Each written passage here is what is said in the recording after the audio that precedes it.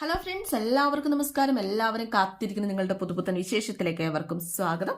എല്ലാവർക്കും നല്ലൊരു ദിവസം ആശംസിച്ചുകൊണ്ട് നമുക്ക് ഇന്നത്തെ കഥയിലേക്ക് പോകാം. അങ്ങനെ ഓട്ടോക്കാരനുമായിട്ട് നമ്മുടെ ചന്ദ്രമതി വഴക്കുണ്ടാക്കിക്കൊണ്ടിങ്ങനെ നിൽക്കുക കേട്ടോ. ചന്ദ്രമതിയുടെ വഴക്കൊക്കെ ശ്രദ്ധിച്ചുകൊണ്ട് തന്നെയാണ് ഈ ശ്രുതി ഇങ്ങനെ മാറി നിൽക്കുന്നത്. അവസാനം ഓട്ടോക്കാരനോട് തർക്കിച്ചിട്ട് അവസാനം ചന്ദ്രമതി പറഞ്ഞു, നിങ്ങളുടെ ഓട്ടോയിൽ ഇനി ഞാൻ കയറുന്നില്ല, എത്ര രൂപ താത്തി തന്നാലും ഞാൻ കയറുന്നില്ല എന്നൊക്കെ പറഞ്ഞിട്ട് ഞാൻ നടന്നു പോകോളാം എന്നൊക്കെ പറഞ്ഞ് പോകാൻ തുടങ്ങി കഴിഞ്ഞപ്പോഴാണ് ഇവിടെ വിളിക്കുന്നത്, ശ്രുതി വിളിക്കുന്നത്. മാഡം ജവഹർ നഗറിലേക്കാണോ? ഞാനും അങ്ങോട്ടാണോ മാഡം? വേണം കയറിക്കോളൂ മാഡം, ഓട്ടോക്കാരനുമായിട്ട് വഴക്കുണ്ടാക്കണേ ഞാൻ കണ്ടായിരുന്നു എന്നിങ്ങനെ പറയാട്ടോ. അപ്പോൾ അത് ചുമ്മാ അവൻ ചുമ്മാ ഓട്ടോക്കൂലി എന്തോരോ ചോദിച്ചു വെക്കുന്നത്. ഇത് അവന്മാരുടെ സ്ഥിരം പരിപാടിയാന്നേ. ആളും തരവും നോക്കിയിട്ടാ. മേഡത്തെ കണ്ടപ്പോഴേക്കും തറവാട്ടി പറഞ്ഞതാന്ന് ഒറ്റ നോട്ടത്തിൽ തന്നെ മനസ്സിലായി അയാൾക്ക്. അതാണ് അയാൾ കൂട്ടി ചോദിച്ചത്. അപ്പോൾ പണം അങ്ങനെ വെറുതെ കൊടുക്കാൻ പറ്റുമോ എന്ന് ചന്ദ്രമതി ചോദിച്ചപ്പോൾ ഒരിക്കലും പാടില്ല മാഡം, ആ ഓട്ടോക്കാരനെ സ്മാർട്ടായിട്ട് തന്നെ ലീഡ് ചെയ്തത്. മാഡം കയറിക്കോ. അപ്പോഴേക്കും ചന്ദ്രമതി മടിച്ചിങ്ങനെ നിൽക്കാന്നേ. അപ്പോഴേക്കും ഇവള് പറഞ്ഞു, മാഡത്തിന് എന്താ സ്കൂട്ടർ കേടാൻ പേടിയുണ്ടോ? അപ്പോൾ അതൊന്നുമല്ല, മോള് ഒരു പരിചയമില്ലാതെ എന്നൊക്കെ പറഞ്ഞപ്പോൾ എന്തിനന്ന് പരിചയം? മാഡം കയറിക്കോ, ഞാൻ ആക്കി തന്നാൽ പോരെ സ്ഥലത്ത്. അങ്ങനെ നമ്മുടെ ചന്ദ്രമതി ഓട്ടോയിലേക്ക് കയറി. മോൾക്ക് ബുദ്ധിമുട്ടായില്ലേ എന്ന് ചന്ദ്രമതി ചോദിക്കുകയാണ് വണ്ടിയെ വെച്ചിട്ട്.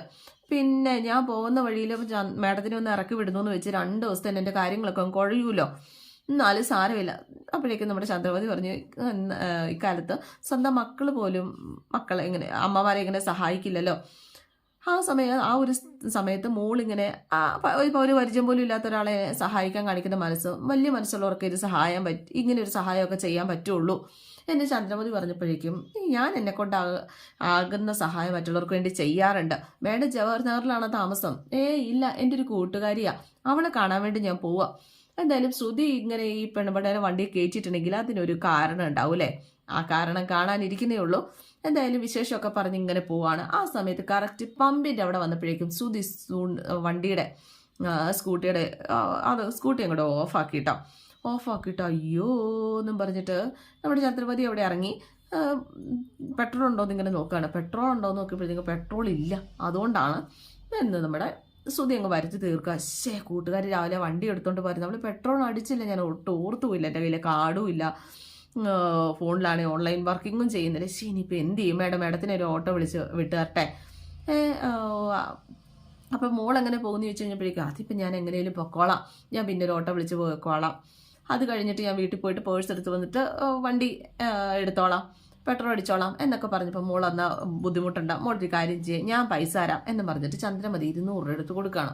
അയ്യോ മാഡം, ഒരു പരിചയമില്ലാത്തിട്ടല്ലേ മോൾ എന്നെ സഹായിക്കാൻ നോക്കിയത്, മോൾക്ക് ഇങ്ങനെ ഒരു സഹായം ചെയ്യാൻ പറ്റില്ല, പിന്നെ നമ്മൾ തമ്മിൽ എന്നാ ഒരു ഇത്, എന്തായാലും മോള് നിങ്ങളുടെ പെട്രോൾ അടിക്കുക എന്നൊക്കെ പറഞ്ഞ് നിർബന്ധിച്ച. വേണ്ട എന്നൊരു 100 തവണ ഇവിടെ പറയുന്നുണ്ട്. അപ്പം ചന്ദ്രമതി നിർബന്ധിക്കൂലോ, അങ്ങനെ മേടിച്ചു. നമ്മുടെ ശ്രുതിയുടെ മനസ്സിൽ ഇത് തന്നെയായിരുന്നു. എന്തായാലും ആ 200 രൂപയാട്ടോ കൊടുത്തത്. ആ 200 രൂപ കൊടുത്തത് മേടിച്ച് അത്ര ശരിയായില്ല എന്ന് എപ്പോഴും അങ്ങോട്ട് പറയുകയാണ് ശ്രുതിയെ. എന്നിട്ട് ഇറങ്ങാൻ നേരത്തും പറഞ്ഞു, മാഡത്തിന് ക്യാഷ് അയച്ചു തരാം, മാഡം നമ്പർ ഇതാ. മോള് കാശ് അയച്ചു തരുന്നത് അറിയാവുന്നതുകൊണ്ടാണ് ഞാൻ ആ നമ്പർ തരാത്തത്. എന്നാലും മാഡം ഞാൻ എങ്ങനെയാ?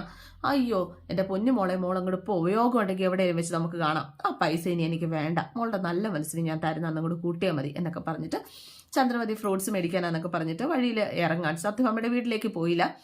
ഇതുപോലെ ഡെയിലി ഒരെണ്ണത്തിനെങ്കിലും മുന്നിൽ കൊണ്ടത് ചാടിക്കണേ, അങ്ങനെ ഇന്നത്തെ പെട്രോൾ ക്ലാസ് മുതലായി എന്നൊക്കെ മനസ്സിലോർത്തുകൊണ്ട് ശ്രുതി വണ്ടി എടുത്ത അങ്ങോട്ട് പോവുക. അപ്പോൾ ഇവിടെ പറ്റി ഏകദേശം ധാരണ ഉണ്ടായിട്ടുണ്ടല്ലോ അല്ലേ. എന്തായാലും ശ്രുതി നേരെ വന്നത് സത്യഭാമയുടെ വീട്ടിലേക്കാണ്. സത്യഭാമയ്ക്കാണ് ശ്രുതി തെറാപ്പി ചെയ്യാൻ വേണ്ടി വന്നിരിക്കുന്നത്. വിശേഷമൊക്കെ ഇങ്ങനെ ചോദിക്കുകയാണ് ശ്രുതി വന്നിട്ട് സത്യഭാമയോട്.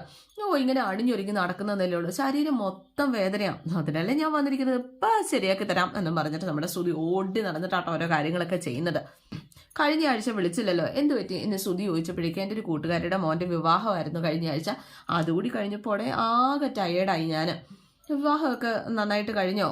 അതൊന്നും പറയാതിരിക്കുക വേദം എന്ന് പറഞ്ഞു. എന്നാ സമയം കളയട്ടെ, നമുക്ക് തുടങ്ങിയേക്കാം എന്നും പറഞ്ഞിട്ട് മസാജിങ് ഒക്കെ ചെയ്യാണ്. അതിനിടയ്ക്ക് ഓരോ വിശേഷമൊക്കെ ഇങ്ങനെ പറയുന്നുണ്ട്.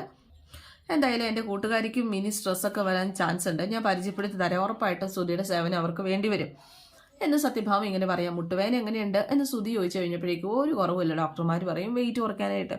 ഞാൻ പച്ചവെള്ളം കുടിച്ചാലും വെയിറ്റ് കൂടും, പിന്നെ എന്ത് ചെയ്യാനാ? അപ്പം ഞാൻ അതിനെക്കുറിച്ച് ഒരു റിസർച്ചൊക്കെ ചെയ്തിരുന്നു. മുട്ടിൻ്റെ ബലക്കുറവ് ഇതിന് കാരണം. ആ എന്തായാലും ജപ്പാനിൽ ഫുക്കുഷിമയിൽ കൊണ്ടുവരുന്ന ഒരു ഓയിലുണ്ട് എന്നൊക്കെ പറഞ്ഞ് ശ്രുതി. പുതിയ അടവ്, വില ഇത്തിരി കൂടുതലാ എന്ന് പറഞ്ഞു കഴിഞ്ഞപ്പോഴേക്കും, ആണോ, ആ മാഡം പക്ഷെ ഉപയോഗിച്ച ഗുണം ഉണ്ടാകും, എന്നാലും ഒരുപാട് പൈസയൊക്കെ ആവുമെങ്കിൽ അല്ലെങ്കിൽ ചിലപ്പോൾ ഭാവിയിൽ ഓപ്പറേഷൻ ചെയ്യേണ്ടി വരുന്നേ, മാറ്റിവെക്കാൻ ശസ്ത്രക്രിയ. അപ്പോൾ ആ മരുന്നിന് എത്ര രൂപയാ? അത് ഞാൻ പറഞ്ഞുതരാം എന്നൊക്കെ പറഞ്ഞ് പോയി കഥ കടയ്ക്കും. ആരും കേൾക്കണ്ടെന്ന് വ്യാജന കഥയൊക്കെ പോയി അടച്ചിട്ടേ, അതേ സത്യത്തിന് 9,000 രൂപയാണ് ഞാനിങ്ങനെ ഇടയ്ക്ക് ഓരോരുത്തർക്ക് മേടിച്ചു കൊടുക്കുന്നതുകൊണ്ട് തന്നെ ആ ഒരു ടൈപ്പിൽ 5,999 രൂപയ്ക്ക് എനിക്ക് തരുന്നുണ്ട്. ഞാൻ ആ വിലക്ക് തന്നെ മാഡത്തിന് തരാം, മാഡം അത്ര പ്രിയപ്പെട്ടതായതുകൊണ്ട് മാത്രം ഓർഡർ ചെയ്ത് ഞാൻ വരുത്തി തരാം, എനിക്ക് ഒന്നും വേണ്ട, മാഡത്തിൻ്റെ ഈ അവസ്ഥ അറിയാവുന്നതുകൊണ്ട് ഞാൻ പറയുന്നതാ എന്നൊക്കെ പറഞ്ഞ് നമ്മുടെ 5,000 രൂപ മുതലാക്കാനുള്ളൊരു പരിപാടിയാണ് ഇവള്. എന്തായാലും മോൾ ഇന്ന് തന്നെ ഓർഡർ ചെയ്തോ, ഞാൻ പണം തരാം. ഇങ്ങനെയാണ് നമ്മുടെ ശ്രുതി പൈസ ഉണ്ടാക്കുന്നത്. ഈ സമയത്ത് ഒരു കോളിംഗ് ബില്ല് കേൾക്കുകയാണ്. ഞാൻ നോക്കാം മാഡം എന്നൊക്കെ പറഞ്ഞിട്ട് ശ്രുതി പോയി വാതിൽ തുറന്നപ്പോൾ ദാ നിൽക്കണു ചന്ദ്രമതി. ശ്രുതി ഒന്ന് പേടിച്ചു പോയിട്ടോ. മാഡം പൈസ ഞാൻ ഗൂഗിൾ പേ ചെയ്യാമെന്ന് പറഞ്ഞില്ലായിരുന്നു, എന്തിനാ എന്നെ അന്വേഷിച്ച് ഇങ്ങോട്ട് വന്നത്? അപ്പം ഞാൻ നിന്നെ അന്വേഷിച്ച് വന്നതെന്ന് ആര് പറഞ്ഞു എന്ന് ചോദിച്ചു നമ്മുടെ ചന്ദ്രമതി. ഭാമ എവിടെയെന്ന് ഇങ്ങനെ ചോദിച്ചു. അപ്പോൾ ചന്ദ്ര ഞാൻ ഇവിടെ ഉണ്ടെന്ന് പറഞ്ഞ ഭാമ. അപ്പോഴാണ് ശ്രുതിക്ക് മനസ്സിലായത് ഇവർ തമ്മിലുള്ള കണക്ഷൻ. ഇതേതാ ഈ കുട്ടി എന്ന് പറഞ്ഞു ചോദിച്ചപ്പോഴേക്കും, ഇതാ ഞാൻ പറയാറുള്ള ശ്രുതി. ഓ, ഈ മിടിക്കെ കുറിച്ചാണോ നീ എപ്പോഴും പറയാറുള്ളത്? ഞങ്ങളെ ഒരുമിച്ചാണ് ഇങ്ങോട്ട് വന്നത്. അപ്പോൾ അതെങ്ങനെ നിങ്ങൾ തമ്മിലെങ്ങനെ പരിചയം? അപ്പോഴേക്കും ശ്രുതി കാര്യം പറയാ. ഓ, ഞാൻ ഒരു ഓട്ടോക്കാരനുമായിട്ട് ഞാൻ കണ്ടു ഒരു ഓട്ടോക്കാരനുമായിട്ട് വഴക്ക് കൂടിക്കൊണ്ടിരിക്കുന്ന പെൺപുലിയെ ഞാൻ ഇങ്ങോട്ട് പിടിച്ചേറ്റി കൊണ്ടുവന്നു എന്നൊക്കെ ശ്രുതി ഇങ്ങനെ പറയാണ്. അപ്പോഴേക്കും ചന്ദ്രമതി പറഞ്ഞു, ഈ തെറാപ്പിയെക്കുറിച്ച് ഭാമ എപ്പോഴും പറയാറുണ്ടായിരുന്നു, ഈ ഒരു തെറാപ്പി ഇല്ലായിരുന്നെങ്കിൽ അവൾ കടപ്പിലായി പോയേനേന്ന്. അപ്പോൾ അയ്യോ, അത് എൻ്റെ കഴിവൊന്നുമല്ല, ഞാൻ ചെയ്യുന്നു, ദൈവം അവർക്ക് ഫലം കൊടുക്കുന്നു, അത്രേ ഉള്ളൂ. അപ്പോഴേക്കും ശ്രുതിയോട് സത്യഭാമ പറഞ്ഞു, ഈ എൻ്റെ കൂട്ടുകാരിയുടെ മകൻ്റെ കല്യാണത്തിനാണ് ഞാൻ പോയത്. ഓ, ഒരുപാട് സ്ട്രെസ് ഉണ്ടെന്ന് പറഞ്ഞ് ഈ ഫ്രണ്ട് അല്ലേ എന്ന് ശ്രുതി ചോദിച്ചു കഴിഞ്ഞപ്പോഴേക്കും, അങ്ങനൊന്നുമല്ല, പ്രായമായി വരുന്നതിൻ്റെ ഒരു പ്രശ്നമുണ്ട്, ഒരുപാട് നേരം നിന്ന് അടുക്കളയിൽ ജോലി ചെയ്യുമ്പോൾ കഴുത്തിലൊക്കെ കുറച്ച് വേദന വരും, വേറെ കുഴപ്പമൊന്നുമില്ല. മാഡത്തിനെ കണ്ട അങ്ങനെ വലിയ പ്രായമൊന്നും പറയത്തില്ലല്ലോ എന്ന് ശ്രുതി. പക്ഷേ നെക്ക് ആൻഡ് ഷോൾഡർ പെയിൻ അത് നിസ്സാരമായിട്ട് കാണല്ലോ കേട്ടോ, അത് സൂക്ഷിക്കണം എന്നൊക്കെ പറഞ്ഞിട്ട് ഭാമയുടെ കഴുത്തൊക്കെ മെസ്സേജ് ചെയ്ത് കൊടുത്തോണ്ടാട്ടോ നമ്മുടെ ശ്രുതി പറയുന്നത്. എന്തായാലും മാഡം ഇരിക്കും, മാഡത്തിന് ഞാൻ മസാജ് ചെയ്ത് തരാം എന്ന് പറഞ്ഞപ്പോഴേക്കും, അയ്യോ ഇന്ന് വേണ്ട, വേറെ ദിവസം തുടങ്ങാം, എന്തായാലും തുടങ്ങി വെക്കാം, ഇന്നത്തെ സെഷൻ എൻ്റെ വക ഫ്രീ എന്നൊക്കെ പറഞ്ഞിട്ട് ചന്ദ്രമതിയെ പിടിച്ചിട്ട് മസാജ് ചെയ്യാണ് നമ്മുടെ ശ്രുതി. എന്തായാലും ശ്രുതി അങ്ങോട്ട് മസാജ് തേച്ച് സോപ്പിട്ട് ഇവളെ ചന്ദ്രമതി അങ്ങോട്ട് കുപ്പിയിലാക്കിയിട്ടുണ്ട്. ചന്ദ്രമതി ഫ്ലാറ്റ്. സുഖമുണ്ട് എന്ന് ചന്ദ്രമതി ഇങ്ങനെ പറഞ്ഞപ്പോഴേക്കും, 2 ആഴ്ച മുൻപ് ഇവിടെ ഒന്ന് വിളിച്ചാൽ മതി, അപ്പോൾ സുഖമായിട്ട് ഇങ്ങനെ 2 ആഴ്ചത്തിന് സുഖമായിരിക്കും എന്നൊക്കെ നമ്മുടെ സത്യഭാമ ഇങ്ങനെ പറയാണ്. എന്തായാലും പോകുന്നതിന് മുമ്പ് പണം കൊടുക്കുകയാണ് സത്യഭാമ. മുട്ടുവേദനയ്ക്കുള്ള മരുന്നിനുള്ള പണം ഓർഡർ ചെയ്യാനുള്ള മുട്ടുവേദനയ്ക്കുള്ള മരുന്ന് ഓർഡർ ചെയ്യാനുള്ള പണമൊക്കെ ഇങ്ങനെ കൊടുക്കുകയാണ്. പോകുന്നതിന് മുമ്പ് ചന്ദ്രമതിയുടെ എടുത്ത് ചെന്നിട്ട്, മാഡം എൻ്റെ കയ്യിൽ ചേഞ്ച് ഇല്ല, അതാ ഈ പൈസ എടുത്തിട്ട് എനിക്ക് ബാക്കി ഇങ്ങ് തന്നേരേ എന്ന് പറഞ്ഞപ്പോഴേക്കും, എൻ്റെ പൊന്നു കൊച്ചേ അതിരിക്കട്ടെ മോളെ, സാരമില്ലെന്നേ, എൻ്റെ വേദന മാറ്റി തന്ന ആളല്ലേ മോള്, എന്തിനാ ഞാൻ പണം മേടിക്കുന്നത് മോളുടെ കയ്യിൽ നിന്ന്?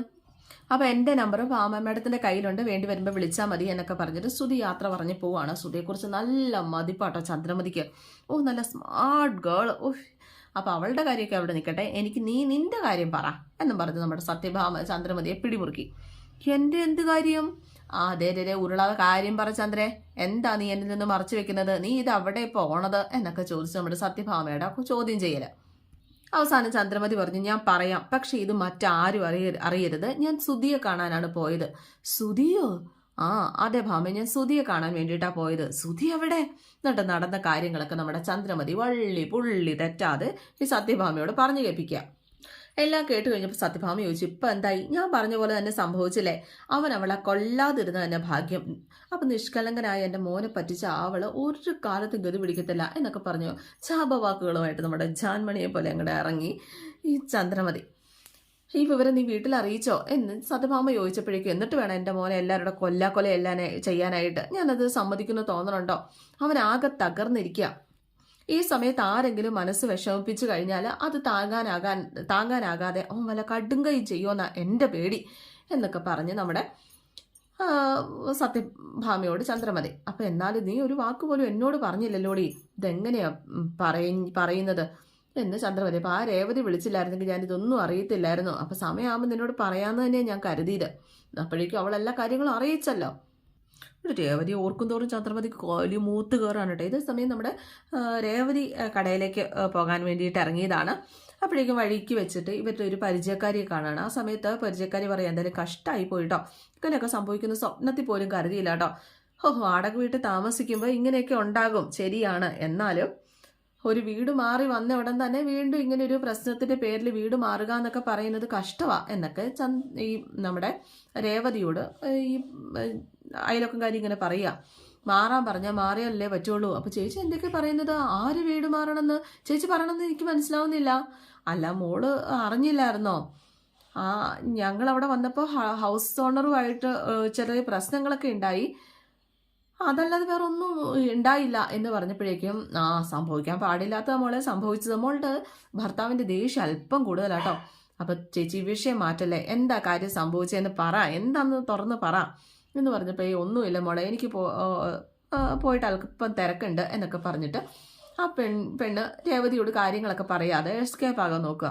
ചേച്ചി സത്യങ്ങളൊക്കെ തുറന്ന് പറ പ്ലീസ് എന്ന് രേവതി പറഞ്ഞു കഴിഞ്ഞപ്പോഴേക്കും, നിന്നെ അറിയിക്കരുതെന്ന് അമ്മ പറഞ്ഞതായിരുന്നു, അറിയാതെ പറഞ്ഞു പോയതാ. അപ്പൊ എന്താ ചേച്ചി? മോളുടെ അമ്മയോട് ഹൗസ് ഓണർ വീട് മാറാനായിട്ട് പറഞ്ഞു. എന്തിന്? മോളുടെ ഭർത്താവ് ഹൗസ് ഓണർ തല്ലിയില്ലേ, അയാൾ അത് വെറുതെ വിടുവോ?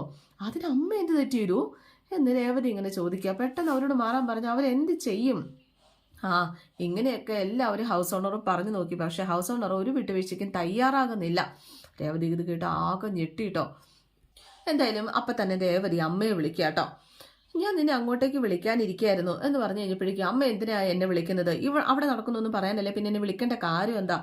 അപ്പോഴേക്കും ഇവിടെ എന്ത് നടന്നു? നിന്റെ ഭർത്താവ് ഇവിടെ ദേഷ്യത്തിലല്ലേ പോയത്? എന്തായാലും മോനെ പറഞ്ഞ് സമാധാനിപ്പിക്കാൻ വേണ്ടിയിട്ട് ഞാൻ വിളിക്കാനിരിക്കുകയായിരുന്നു. മോള് തന്നെ പറഞ്ഞ് സമാധാനിപ്പിക്കണം, പ്രശ്നമൊന്നും ഉണ്ടാക്കരുത്, നീയും കൂടെ ദേഷ്യപ്പെട്ട് കൂടുതൽ കാര്യങ്ങൾ വഷളാക്കരുത്, മോനൊന്ന് തണുക്കുന്നത് വരെ മോളൊന്നും ചോദിക്കുകയും ചെയ്യരുത്. അമ്മ എന്നോട് ഇത്രയൊക്കെ പറയുമ്പോഴും അവിടെ നടക്കുന്ന കാര്യങ്ങളൊക്കെ എന്നിൽ നിന്ന് ഒളിപ്പിച്ച് വെക്കാൻ തന്നെയല്ലേ അമ്മ ശ്രമിക്കുന്നത് എന്ന് രേവതി ഇങ്ങനെ ചോദിക്കുക കേട്ടോ. അപ്പോഴേക്കും ഇവളെന്തോ കാര്യം മനസ്സിലാക്കിയിട്ടുണ്ടെന്ന് മനസ്സിലായി പുള്ളിക്കാരിക്ക്. എന്നിട്ടും പറയാൻ ശ്രമിക്കും ഇവിടെ ഒന്നും നടന്നിട്ടില്ല എന്ന്. എന്തിനാ അമ്മ എന്നോട് ഇങ്ങനെയൊക്കെ പറയുന്നത്? ഞാൻ എല്ലാം അറിഞ്ഞു. ഹൗസ് ഓണർ വീട് മാറാൻ പറഞ്ഞ കാര്യം ഞാൻ അറിഞ്ഞു. അമ്മ എന്ത് തെറ്റ് ചെയ്തിട്ടാണ് വീട് ഒഴിയുന്നത്? മോൾ അത് വീട്, അതൊക്കെ ഞാൻ നോക്കിക്കോളാം. അമ്മ എന്ത് ചെയ്യുന്ന അമ്മ ഈ പറയുന്നത്? ഇപ്പോൾ ഒരു വീട് മാറ്റം കഴിഞ്ഞതല്ലേ ഉള്ളൂ, ഉടനെ ഒരു വീട് ഇത് എവിടെ നിന്ന് കിട്ടാനാന്ന് പറ. അപ്പം എന്തായാലും നമ്മൾ മാറിയല്ലേ പറ്റുള്ളൂ. അന്വേഷിക്കാം, ഒരെണ്ണം കണ്ടെത്താൻ പറ്റും. ഇതിനേക്കാൾ കുറച്ചുകൂടി സൗകര്യമുള്ള വീട് നോക്കണം എന്ന് അമ്മ ആലോചിക്കുന്നുണ്ടായിരുന്നു എന്നൊക്കെ രേവതിയോട് അമ്മ ഇങ്ങനെ പറയാം. അമ്മ എന്നെ സമാധാനിപ്പിക്കാൻ വേണ്ടിയിട്ടാണ് ഇങ്ങനെ പറയണമെന്നൊക്കെ എനിക്കറിയാം. ഞാൻ വന്ന ഹൗസ് ഓണറുമായിട്ട് സംസാരിക്കാം. അതൊന്നും വേണ്ട, നീ അവരോടൊന്നും സംസാരിക്കൊന്നും വേണ്ട. അമ്മ ഇനി ഒന്നും പറഞ്ഞുകൊണ്ട് വരണ്ട, ഞാൻ വന്ന് കണ്ട് സംസാരിച്ച് മാപ്പ് പറഞ്ഞോളാം. ഞാൻ ഫോൺ വയ്ക്കാം. എന്തായാലും രേവതി നേരെ ഹൗസ് ഓണർ വീട്ടിലേക്ക് ചെല്ലുക. രേവതിയെ കണ്ടതും അവരുടെ ഭാര്യ, നീ എന്താ ഗുണ്ടേനെ കൊണ്ട് വന്നതാണോ എന്ന് ഇങ്ങനെ ചോദിക്കുക കേട്ടോ. അപ്പൊ ഞാൻ നിന്റെ കെട്ടോനെ കണ്ടാലറിയാം വീട് കീറത്തെല്ലാം മടിക്കില്ല എന്ന്. അപ്പോഴേക്കും കെട്ടിയോൻ വന്നിട്ട്, എന്താ നിങ്ങനെ കെട്ടിയോളോട് ഇങ്ങനെ ചോദിക്കുക, എന്താ ഈ കുട്ടിയോട് പറഞ്ഞിട്ട് എന്താ കാര്യം? പിന്നെ എനിക്ക് സമാധാനമായിട്ടിരിക്കാൻ പറ്റുമോ? എൻ്റെ കെട്ടിയോനെ തല്ലേ ഞാൻ സമാധാനമായിട്ടിരിക്കുമോ? അപ്പം എൻ്റെ ഭർത്താവ് അങ്ങനെ ചെയ്തതല്ലേ, ഞങ്ങൾക്കും വിഷമമുണ്ട്. അയ്യോ, വിഷമം ഉണ്ടായിട്ടായിരിക്കുമല്ലോ നോക്കി നിന്നത് തല്ലിയപ്പോൾ. അപ്പം മാഷെ ആളറിയാതെ അദ്ദേഹം മാഷിനെ തല്ലിയത്. അപ്പോഴേക്കും കെട്ടിയോട് പറഞ്ഞു, വെറുതെ ന്യായീകരിക്കുകയൊന്നും വേണ്ട, അയാൾക്ക് വല്ല മറവിരോഗമുണ്ടോ? ഞങ്ങൾ അവിടെ വന്ന് കണ്ടതല്ലേ, കഴിഞ്ഞ ദിവസം പരിചയപ്പെട്ടതല്ലേ ഉള്ളൂ, എന്നിട്ട് ആളറിയത്തില്ല പോലും, ഞങ്ങൾ എന്നെ അതങ്ങോട്ട് വിശ്വസിക്കണം എന്നാണോ? അപ്പോൾ വേറൊരാൾ ചെയ്ത തെറ്റിന് ഒന്നും അറിയാത്ത എൻ്റെ വീട്ടുകാരെ ശിക്ഷിക്കുന്നത് ശരിയാണെന്ന് തോന്നണുണ്ടോ എന്ന് ചോദിച്ചപ്പോൾ, നിന്റെ ഭർത്താവ് എന്നെ തല്ലിയത് നാട് മൊത്തം പാട്ടായി, എന്നെ ഈ രീതിയിൽ അപമാനിച്ചിട്ടും നിങ്ങളെ അവിടെ തുടരാൻ അനുവദിച്ചാൽ നാട്ടുകാരെന്ത് പറയും? അതൊന്ന് ചിന്തിച്ച് നോക്കിക്കേ. പെട്ടെന്ന് മാറണമെന്ന് ഞാൻ പറയുന്നില്ലല്ലോ, പക്ഷെ മാറണം, 2 ആഴ്ചക്കകം മാറിയാൽ മതി എന്നൊക്കെ ഇങ്ങനെ പറയാണ്. വലിയ ഔദാര്യം അല്ലേ, 2 ആഴ്ച. എനിക്ക് വേറെ വഴിയില്ലാത്തതുകൊണ്ടാണ് ആ മനുഷ്യനിങ്ങനെ പറയാറേ. അവർ അന്തം വിട്ടിങ്ങനെ നിൽക്കുക. അപ്പോൾ ഇന്നത്തെ എപ്പിസോഡ് ഇവിടെ അവസാനിക്കുകയാണ്. എല്ലാവർക്കും ഇഷ്ടമായെന്ന് വിചാരിക്കുന്നു കേട്ടോ. C okay, thank you.